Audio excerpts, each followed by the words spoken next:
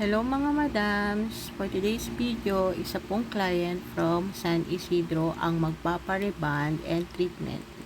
As you can see po, virgin po ang hair niya, medyo wavy lang po. Super nipis po ng hair strand. Hindi pa po daw siya nagpa-reband, so it's her first time to do it.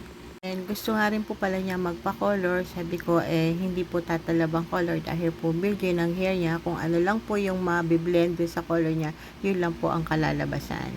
She agreed to that kasi ayaw naman po niya magpa-full bleach ng hair. And as we all know, pag hindi po fully wash out ang hair, hindi po ma-achieve yung gusto nyong color na i-apply sa hair nyo. Kaya okay lang po sa kanya kung ano yung ma-achieve base dun sa virgin hair color niya po. And as to proceed po, ayan, nag-start na po ako mag-reband sa kanya. So, ingat-ingat lang po din ako. Kaya nag-spray po ako ng pH balancer mix dun sa water.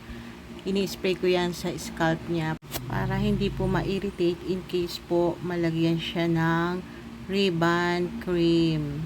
And nag-skip po ako ng 45 minutes sa hair niya. Then, hair strand test po ako. And then, after yon nag-okay na. Winash ko na po. At pina-blow dry. And then, ayan, nag-start na po akong planchahin yung hair ni Madam. Ayan. So, napakanipis ng hair strand niya. And I did the paper thin para dun sa pag-iron ng hair niya.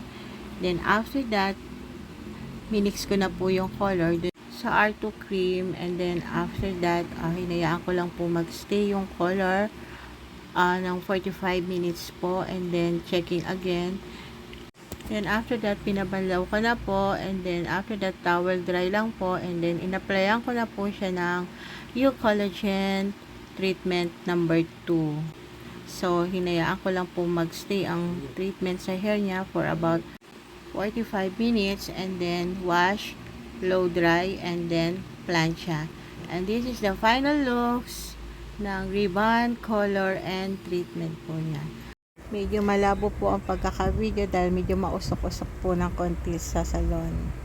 Thank you so much, Ma'am Edeline of San Isidro for trusting Iris Beauty and Wellness Hub. Thank you for watching, guys. Have a nice day ahead.